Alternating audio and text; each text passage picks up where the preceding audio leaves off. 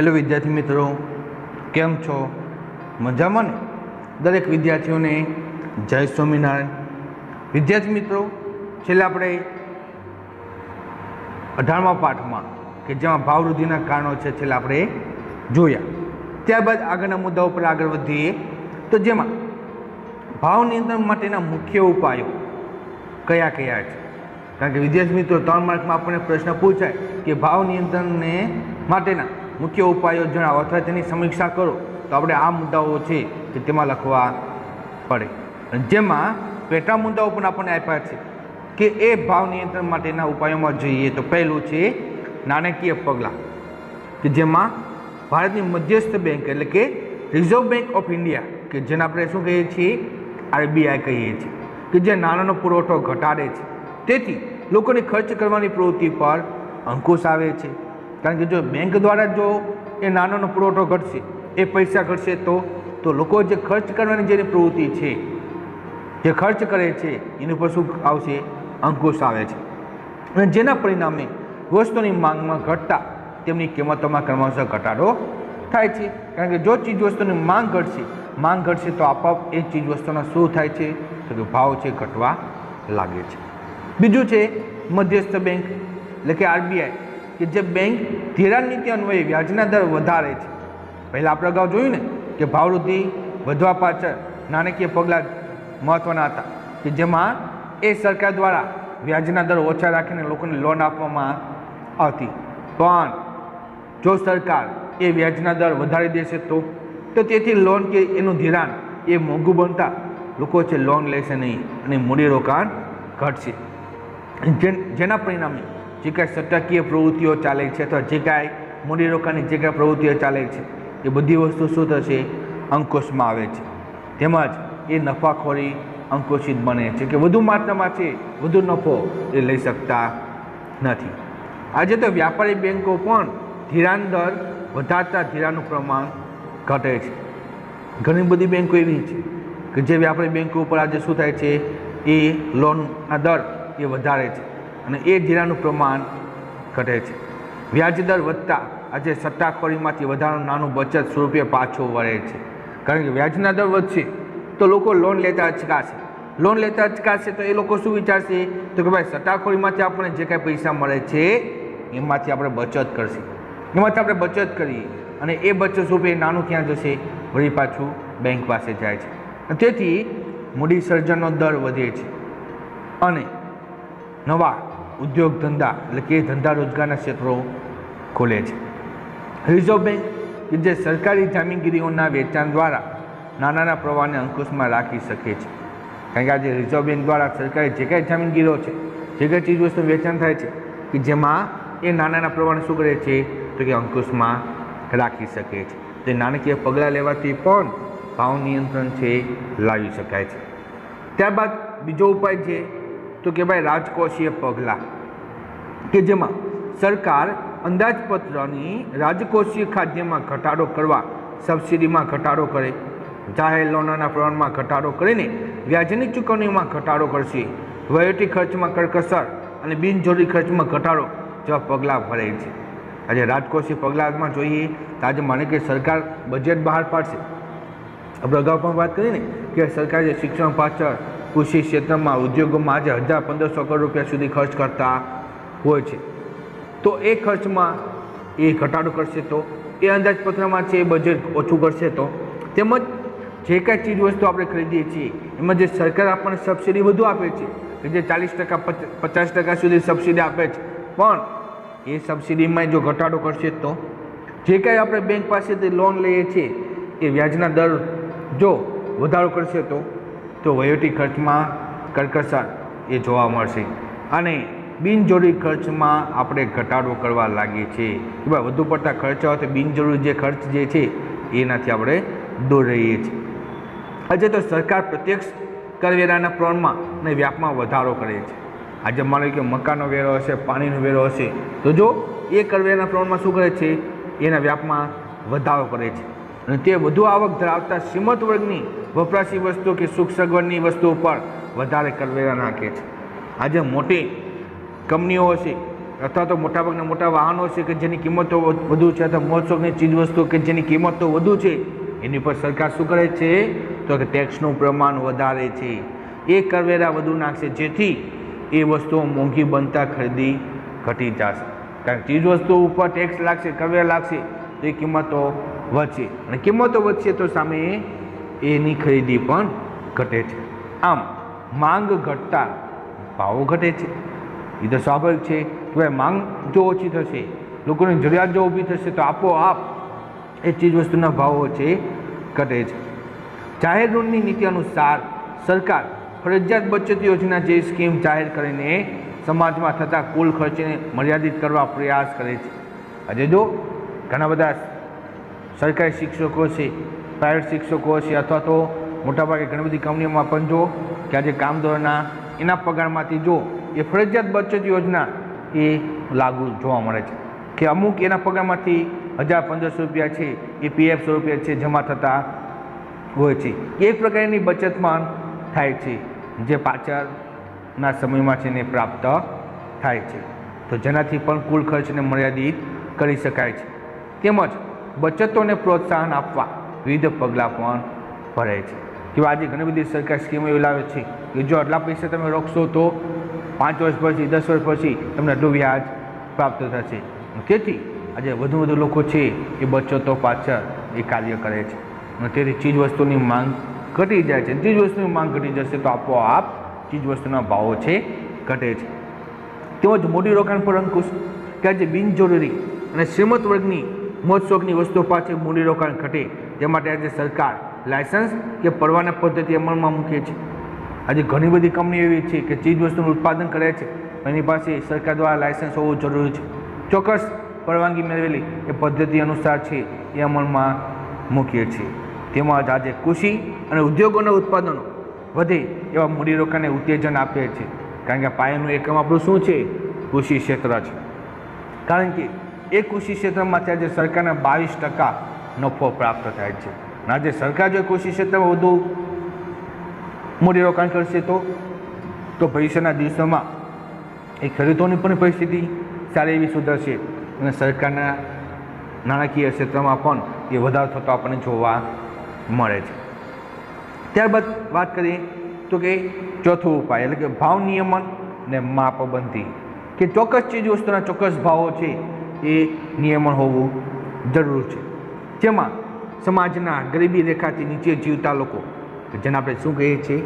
BPL કહીએ છીએ, કે બિલાઉ પ્રોપર્ટી લાઇન, કે ગરીબી રેખા નીચે જીવતા લોકો અને આર્થિક દ્રષ્ટિએ નબળા વર્ગના લોકોને કે જે અનાજ, ખાંડ, કઠોળ, કેરોસીન, ખાદ્ય તેલ, સાબુ જેવી જે આવશ્યક વસ્તુઓ છે કે જે જીવન જરૂરિયાતની ચીજ વસ્તુઓ છે એ વ્યાજબી ભાવે પૂરી પાડવા આજે જાહેર વિતરણ પ્રણાલી હેઠળ આજે સસ્તા અનાજની કે વ્યાજબી ભાવની દુકાનો ખોલવામાં આવી છે, કે મોટાભાગે એ રેશન કાર્ડની દુકાનો મારફતે એ ગરીબી રેખા નીચે જીવતા લોકોને છે ઓછા ભાવે ઓછી કિંમતે એને વસ્તુઓ છે પ્રાપ્ત થઈ શકે.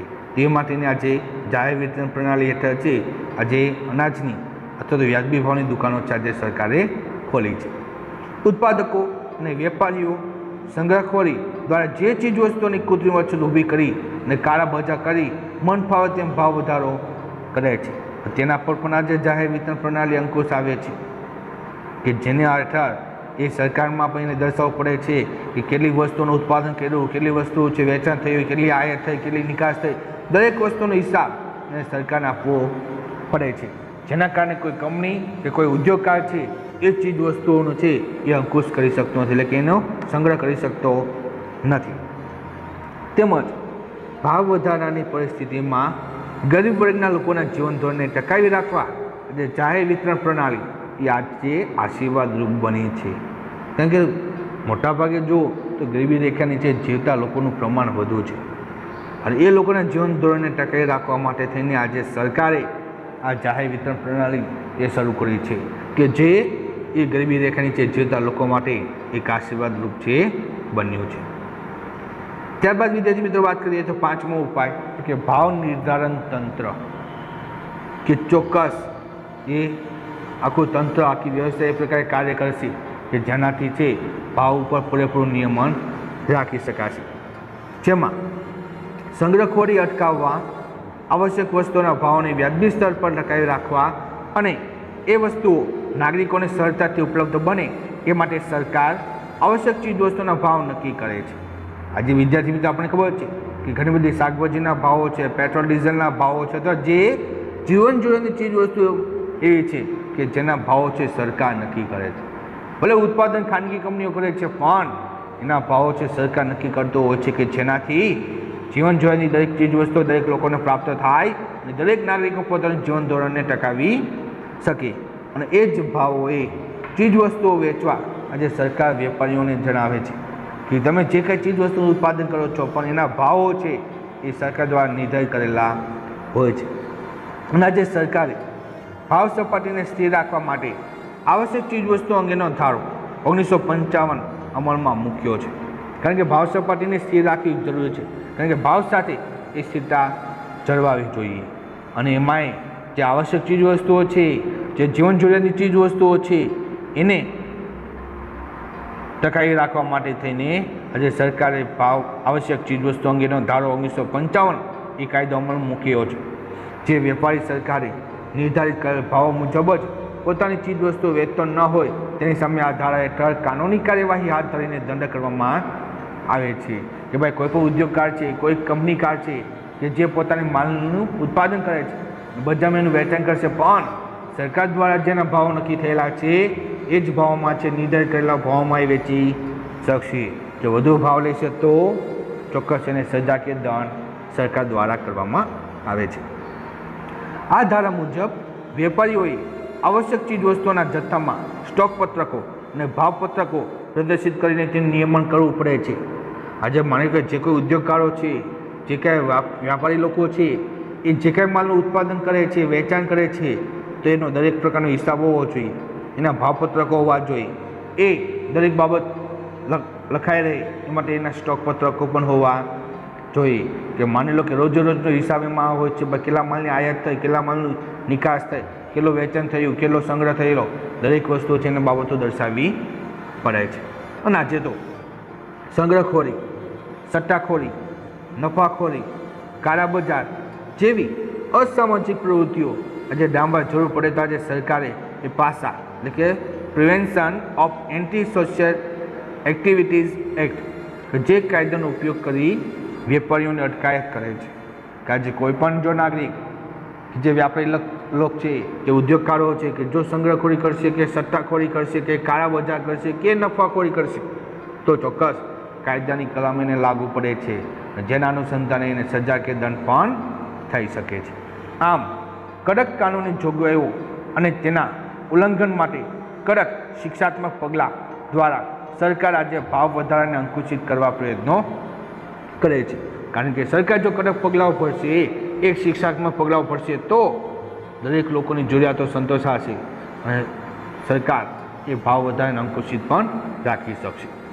અત્યાર સુધીમાં સરકારે જુઓ તો ડુંગળી, ચોખા, કપાસ, સિમેન્ટ, ખાદ્ય તેલ એટલે કે રોજબરોજના આપણા રસોઈમાં જે ઉપયોગ કરીએ છીએ તેલો, પેટ્રોલ, ડીઝલ, રાંધણ ગેસ, કેરોસીન, ખાંડ, એલ્યુમિનિયમ, લોખંડ પોલાદ, રેલવે નૂર એટલે કે રેલવેની દરેક પ્રકારની પ્રોડક્ટ, દરેક વસ્તુઓ, જીવનરક્ષક દવાઓ એટલે કે મેડિકલની જે કાંઈ દવાઓ છે એ વગેરેના ભાવો કે જે આજે ભાવ નિર્ધારણ તંત્ર દ્વારા નક્કી કર્યા છે કે ચોક્કસ એ ચીજવસ્તુના ભાવો છે આજે જળવાય છે.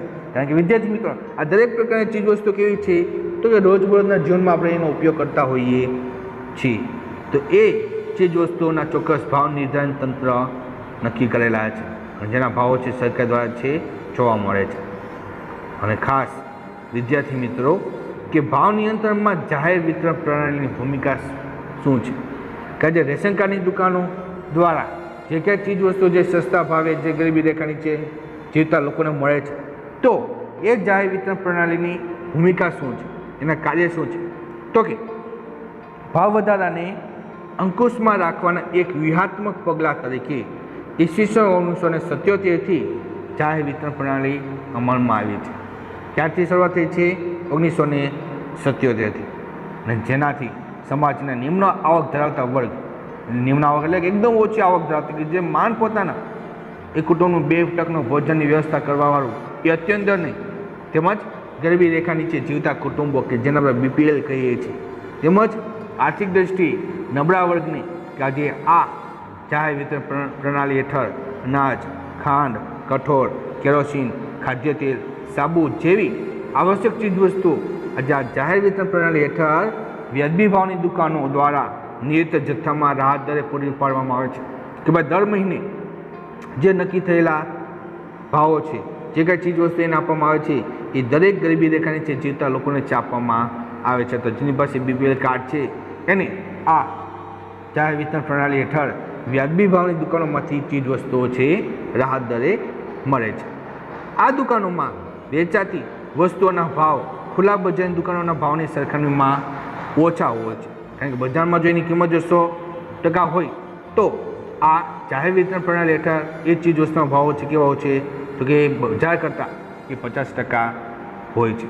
તેમજ વસ્તુઓના વાસ્તવિક ભાવ અને વ્યાજબી ભાવની દુકાનોમાં વેચાતી વસ્તુઓની કિંમતનો તફાવત સરકાર સબસિડી રૂપે ચૂકવે છે.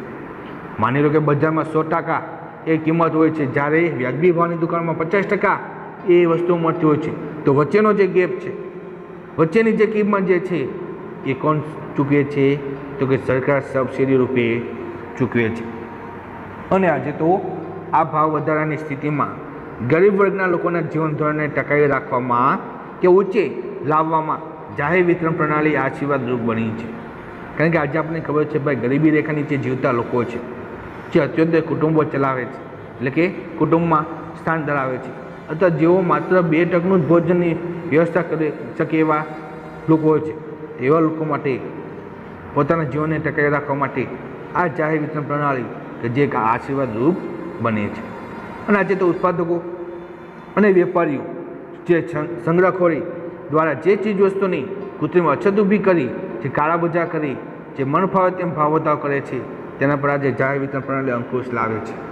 કારણ કે મોટાભાગે જે નુકસાન જે ગરીબી રેખા નીચે થતા જોવા મળતું હોય કે જે અત્યંત કુટુંબમાં સ્થાન ધરાવતા હોય તેવા લોકો છે આ કાળા બજારથી બચી શકે છે. તો આ ભાવ નિયંત્રણના કારણેથી આજે ગરીબી રેખા નીચે જીવતા લોકો તેમજ જે અત્યંત કુટુંબો જે છે એવા વર્ગોને એ ઘણી બધી રાહત થાય છે, અને જેના કારણે છે પોતાના જીવનને પણ ટકાવી શકે છે.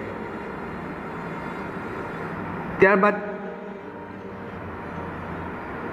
વિદ્યાર્થી મિત્રો આપણે વાત કરીએ તો કે ગ્રાહક જાગૃતિ. અને એ ગ્રાહક જાગૃતિમાં જોઈએ તો કે ભાઈ ગ્રાહક કોને કહેવાય. ગ્રાહક જાગૃતિ ઝુંબેશનો મુખ્ય ઉદ્દેશ શું છે તો ભાઈ શા માટે ગ્રાહકમાં જાગૃતિ હોવી જોઈએ તો કે આપણે સામાન્ય ખબર છે કે ગ્રાહક એટલે ખરીદનાર, કે જેને આપણે કસ્ટમર પણ કહીએ છીએ, કે આજે કોઈ વેપારી, કોઈ દુકાનદાર, કોઈ સંસ્થા કે વ્યક્તિ પાસેથી કિંમત રૂપે નાણાકીય વેચ ચૂકવીને પોતાના વપરાશ માટેની ચીજવસ્તુઓ કે સેવા મેળવનાર વ્યક્તિ, કે જેને આપણે શું કહીએ છીએ ગ્રાહક કહેવાય છે. કે જે બજારમાં જે દુકાન પાસેથી એટલે કે દુકાનદાર પાસેથી કોઈ પણ વસ્તુ માલ સામાન ખરીદે છે અને એના બદલામાં શું ચૂકવે છે તો કે નાણાં ચૂકવે છે, એટલે કે પૈસા આપે છે.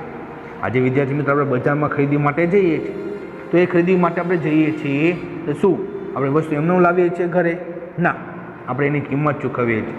તો જે કોઈ જગ્યાએ તમે કિંમત ચૂકવો છો અને વસ્તુ મેળવો છો તો તમે શું ગણાવો છો? ગ્રાહક કહેવાઓ છો.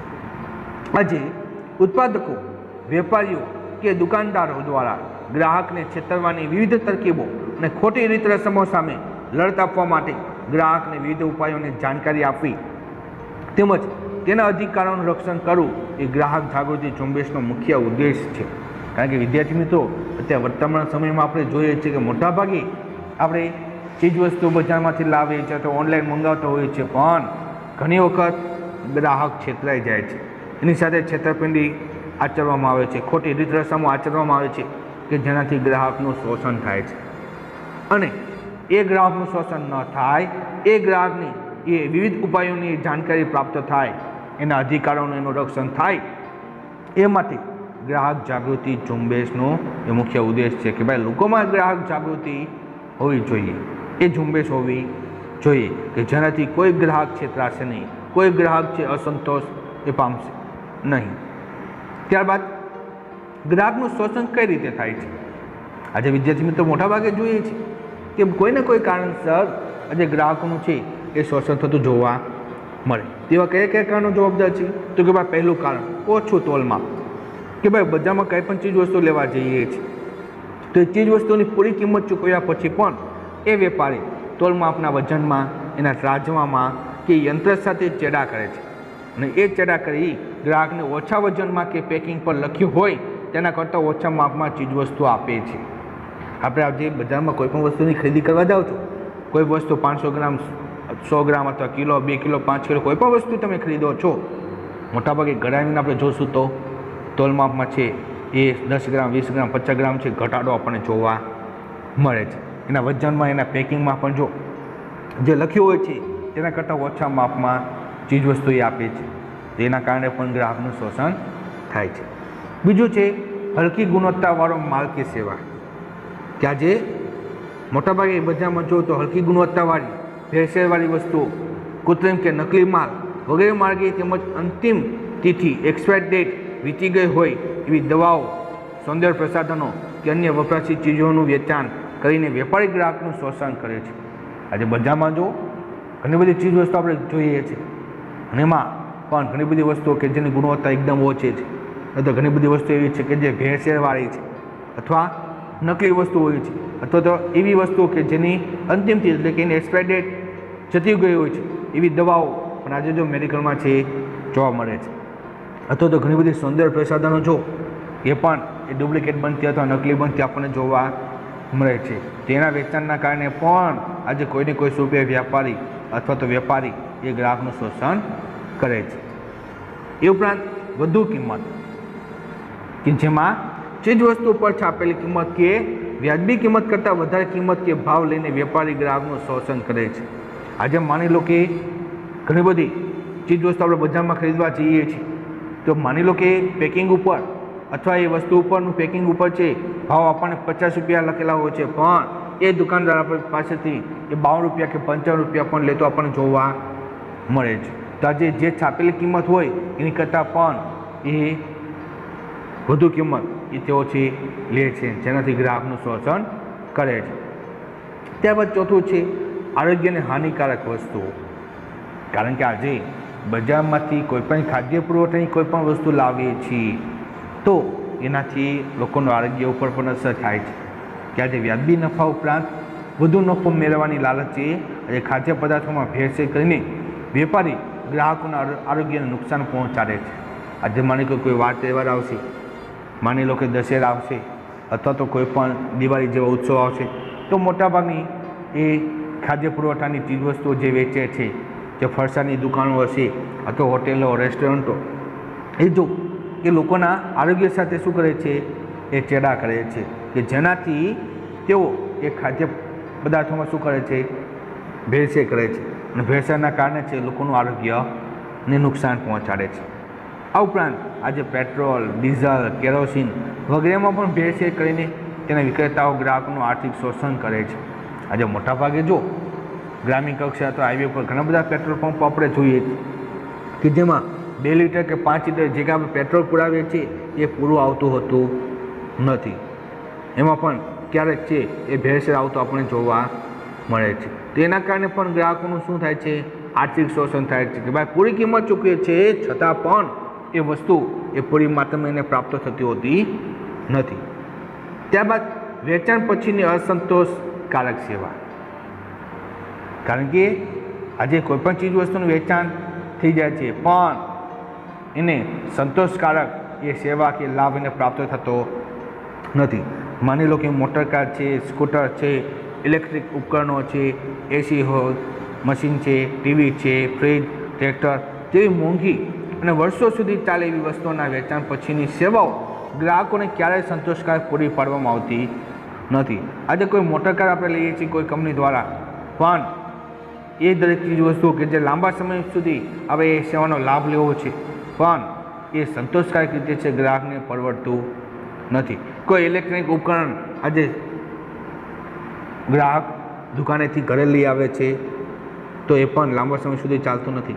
કોઈ ટીવી, ફ્રીજ, એસી હોય તેવા સેવાની વસ્તુઓ પણ આજે લાંબા સમય સુધી ગ્રાહક છે એ સંતોષ પામતો નથી, અને જેના કારણે છે એ અસંતોષ ઊભો થાય છે. ત્યારબાદ નિર્ધારિત શરતો મુજબ વેચાણ નહીં. આજે કેટલીક વાર લખાણ, નિયત પ્રમાણ અને નિર્ધારિત શરતો કે ધારાધોરણો મુજબ ચીજવસ્તુઓ કે સેવાઓ પૂરી નહીં પાડીને ગ્રાહકોનું શોષણ કરવામાં આવે છે. આજે માની લો કે કોઈ જગ્યાએ આપણે ફ્લેટ રાખીએ છીએ ભાડે, પણ સમયસર છે એ વસ્તુ નિર્ધારિત શરતો અનુસાર છે લખાણ પ્રમાણે પરિપૂર્ણ થતી હોતી નથી.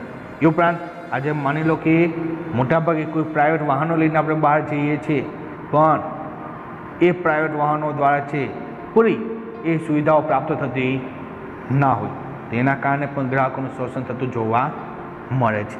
ઉદાહરણ તરીકે મોટાભાગના બિલ્ડરો નક્કી કરેલા સમયના લખાણ મુજબ ઘર કે ઓફિસનો કબજો તેમજ બાંધકામ અને સુવિધા પૂરા નહીં પાડીને ગ્રાહકોનું શોષણ કરે છે.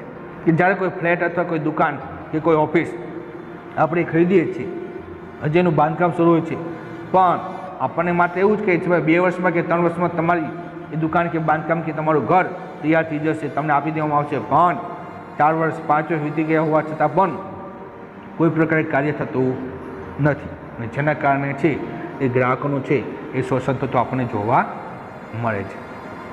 ત્યારબાદ વાત કરીએ 7મું કારણ તો કે સેવા ક્ષેત્રે ઉણપ. કે આજે જે કાંઈ કંપનીઓ દ્વારા જે કાંઈ ચીજ વસ્તુની સેવાનો આપણને લાભો મળે છે એ સેવા ક્ષેત્રમાં પણ ઉણપ સર્જાય છે.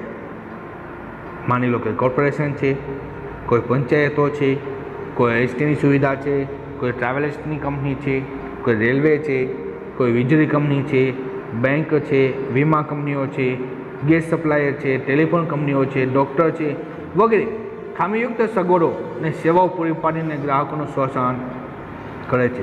આજે પણ નગરપાલિકા, મહાનગરપાલિકા, પંચાયતોમાં જઈએ છીએ, આપણા કાર્ય છે ઝડપથી થતા નથી, કોઈને કોઈ પ્રકારે સેવામાં છે ઉણપ સર્જાય છે. આજે એસટી બસોમાં આપણે જઈએ છીએ, પણ ઘણી વખત રસ્તામાં બંધ થતી આપણને જોવા મળતી હોય છે, તો કોઈને કોઈ ખોડખા પણ એ થતી આપણને જોવા મળે છે. એ જ રૂપે રેલવેની સુવિધાઓ, વીજળી કંપની, બેંક, તો જે સુવિધાને આપણે અપેક્ષા રાખીએ છીએ એ અપેક્ષાઓ પરિપૂર્ણ થતી નથી, અને એ ખામીયુક્ત સગવડો અને સેવાઓ એ પૂરી પાડીને ગ્રાહકોનું શું કરે છે? શોષણ કરે છે. કારણ કે કિંમત પૂરી ચૂક્યા હોવા છતાં પણ એ પૂરી સુવિધાનો લાભ મળતો નથી. આજે મને કે કોઈ ડૉક્ટર પાસે આપણે કોઈ બીમાર પડ્યો હશે, કોઈ તબિયત બતાવવા માટે જશું તો દવા લખી આપશે, પણ એ દવાઓથી તાત્કાલિક અસર થતી નથી હોતી. ઘણા વખત આપણે તબિયત બગડતી પણ આપણને જોવા મળે છે, અથવા એ લાંબા સમય સુધી ચાલતી પણ આપણને જોવા મળે છે. તો જેના કારણે પણ ગ્રાહકોનું શોષણ થાય છે. તેમજ ગ્રાહક સાથે દુર્વ્યવહાર અને અનાવશ્યક શરતો.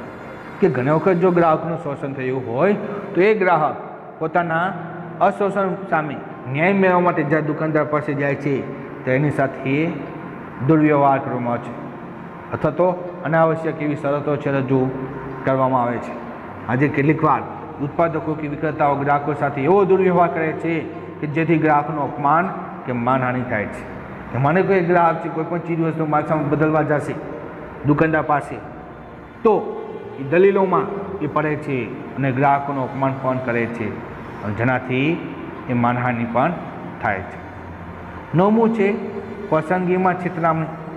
કે આજે મોટાભાગે જે કાંઈ ગ્રાહકો છે, મોટાભાગે જે કાંઈ ચીજ વસ્તુની પસંદગી કરે છે તે પસંદગીમાં પણ તેઓ છેતરાઈ જતા પણ જોવા મળે છે. આજે જો કેટલાક ઉત્પાદકો જે ટીવી જેવા પ્રચાર માધ્યમમાં લોભાવની જાહેરાતો કરી ગ્રાહકોને વસ્તુ ખરીદવા લલચાવે છે, ચાલો ભાઈ એક વસ્તુ સાથે બીજી વસ્તુ ફ્રીમાં, અથવા તો આ કિંમતોમાં 20% 30% ફાયદો, ડિસ્કાઉન્ટ, તો જેના કારણે છે આજે ગ્રાહકોનું થતું શોષણ વધે છે. એ જાહેર ખબરોથી આજે પ્રભાવિત થઈને ગ્રાહકો સાચી જાણકારી મેળવ્યા વિના જ, એ ચોકસાઈ કર્યા વિના જ એ વસ્તુની પસંદગીમાં ભૂલ કરી ખરીદી કરે છે અને પાછળથી પછતાય છે.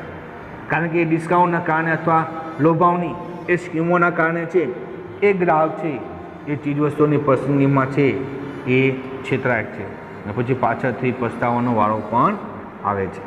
અને ત્યારબાદ 10મું જોઈએ તો જાનનું જોખમ ભરેલા ઉપકરણો. કારણ કે આજે ઘણી બધી ચીજવસ્તુ એવી છે, એટલે કે વિદ્યુત કે ઇલેક્ટ્રોનિક્સ ઉપકરણોની બનાવટમાં પણ આજે સુરક્ષાની પૂરતી કાળજી લીધા વિના હલકી કક્ષાની અને બનાવટી સામગ્રી વાપરવામાં આવે છે. આજે મોટાભાગે આપણે ઇસ્ત્રી લાવીએ છીએ તો એમાં પણ શોર્ટ સર્કિટ થતી આપણને જોવા મળે છે. મોટાભાગના રસોડામાં આપણે કુકરનો ઉપયોગ કરીએ છીએ પણ સાધનો વ્યવસ્થિત ન હોવાથી એ ફાટતા પણ એટલે કે ફાટી જતાં પણ આપણને જોવા મળે છે, જેના કારણે ક્યારેક ગ્રાહક માટેનું જાનનું જોખમ પણ ઊભું કરે છે. ઉદાહરણ તરીકે ઇસ્ત્રી જેવા સાધનથી કરંટ લાગવાના પણ કિસ્સા બને છે કે ભાઈ ઇસ્ત્રી કરતા હોય અને કદાચ કોઈ એ ઉપકરણોમાં છે એ હલકી ગુણવત્તાની વસ્તુ હશે તો કરંટ પણ લાગવા જેવું બને છે. ક્યારેક કુકર કે ગીઝરના ફાટવાના બનાવો પણ બનતા પણ જોવા મળે છે કે જેનાથી લોકોના એટલે કે ગ્રાહકોના જાનને નુકસાન થાય છે, એને ખતરામાં પણ મૂકે છે. તો જેના કારણે પણ એ આર્થિક અને સામાજિક શોષણ થાય છે. ત્યારબાદ કૃત્રિમ અછત, કે આજે કેટલીક વખત વેપારીઓ કે ઉત્પાદકો વધુ નફો મેળવવાની લાલચે વસ્તુઓની સંગ્રહખોરી કરી તે વસ્તુની બજારમાં કૃત્રિમ અછત ઊભી કરે છે. આપણે અગાઉ પણ વિદ્યાર્થી મિત્રો આપણે જોયું કે આજે ઘણા બધા વેપારી લોકો એવા છે કે આજે મોટાભાગની ચીજ વસ્તુઓ જે જીવન જરૂરિયાતની છે એ ચીજ વસ્તુને શું કરે છે તો કે ભાઈ કૃત્રિમ અછત ઊભી કરે છે, એ વસ્તુઓની સંગ્રહખોરી કરે છે અને જેના કારણે એ પછી તે ઊંચા ભાવે એ વસ્તુઓ વેચીને ગ્રાહકોનું શોષણ કરે છે કે જે ગ્રાહકો આર્થિક ક્ષેત્રે છે તેઓ શોષણના ભોગ બને છે.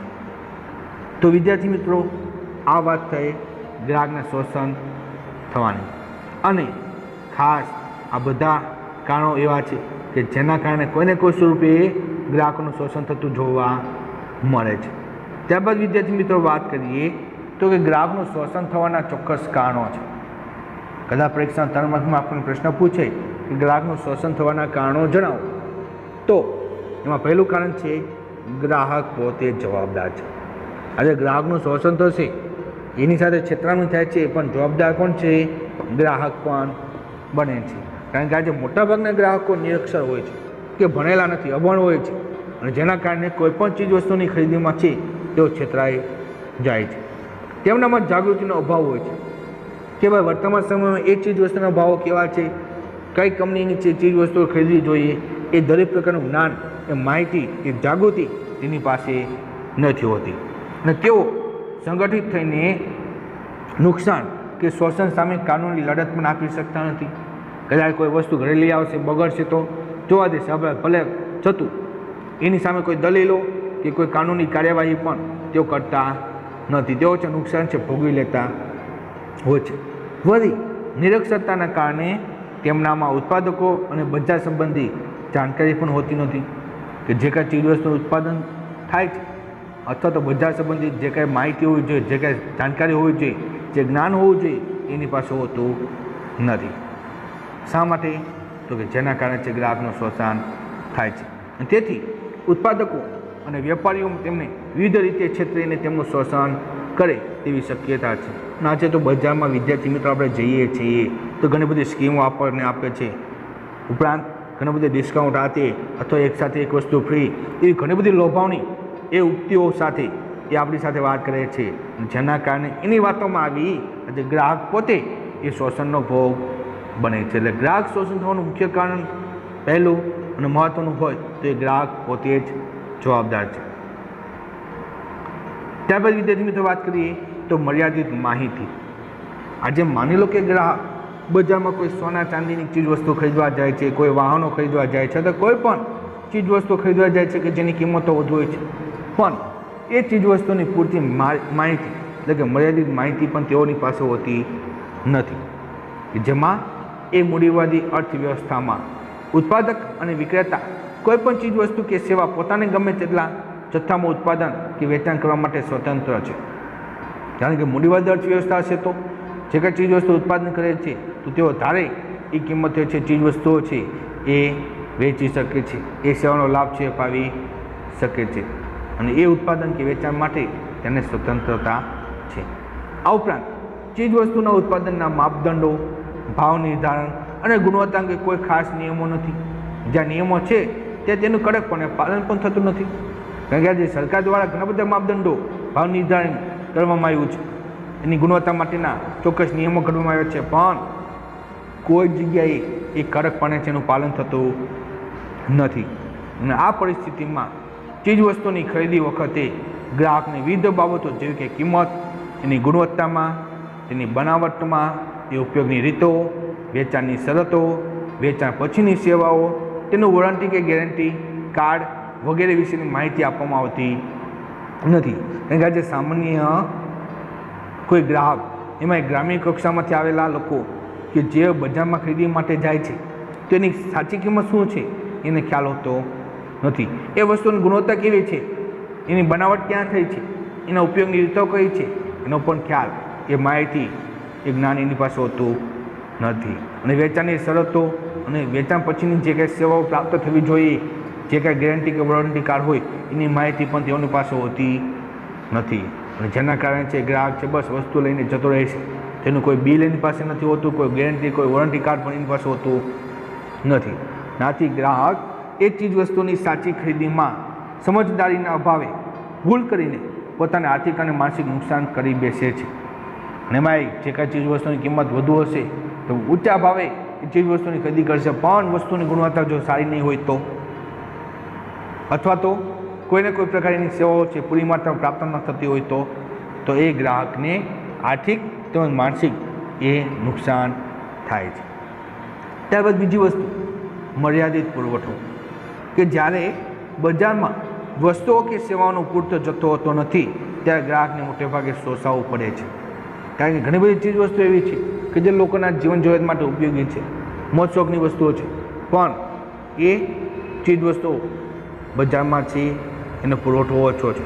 અને પુરવઠો ઓછો હોવાથી એ ગ્રાહકને મોટાભાગે શોષાવવું પડે છે. કારણ કે પુરવઠો ઓછો હશે તો શું થશે, તો કે કિંમત વધુ હશે, અને કિંમત વધુ હશે તો ગ્રાહક એ જરૂરિયાત પ્રાપ્ત કરી શકતો નથી. મર્યાદિત પુરવઠો એટલે કે વસ્તુની માંગની તુલનામાં તેનું ઓછું ઉત્પાદન હોવું. આજે મોટાભાગે ચીજ વસ્તુની માંગ વધતી જતી હોય છે, એની તુલનામાં એનું ઉત્પાદન કેવું થાય છે, ઓછું થાય છે. અને આ પરિસ્થિતિમાં વસ્તુની સંગ્રહખોરી થાય છે, નફાખોરી જેવી પ્રવૃત્તિઓને પણ પ્રોત્સાહન મળે છે.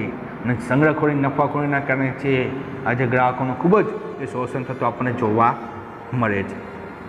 તેમજ મર્યાદિત હરીફાઈ, જ્યારે કોઈ એક જ ઉત્પાદક કે ઉત્પાદક સમૂહ કોઈ વસ્તુના ઉત્પાદન અને વહેંચણીમાં એકાધિકાર ઇજારો ધરાવતો હોય ત્યારે વસ્તુની કિંમત, તેની ગુણવત્તા, તેની બનાવટ, વસ્તુની પ્રાપ્તિ વગેરે સાથે ચેડાક થવાની એ સંભાવના વધી જાય છે. આજે માની લો કે વિદ્યાર્થી મિત્રો, બજારમાં ઘણી બધી વસ્તુ એવી છે કે જે કંપનીના માલિક એક જ છે, એક જ પ્રોડક્ટ છે બનાવતું હોય છે, બાકી એવી વસ્તુઓ છે બીજા કોઈ ઉત્પાદકકારો એટલે કે ઉદ્યોગકારો છે બનાવતા ના હોય, ત્યારે એ ઉત્પાદક એ વસ્તુમાં શું કરે છે તો કે એકાધિકાર એટલે કે ઇજારો ધરાવતો હોય છે. તે વસ્તુની કિંમત વધારી પણ શકે છે, ઘટાડી પણ શકે છે. ગુણવત્તામાં પણ એ વધારો પણ કરી શકે છે, ઘટાડો પણ કરી શકે છે.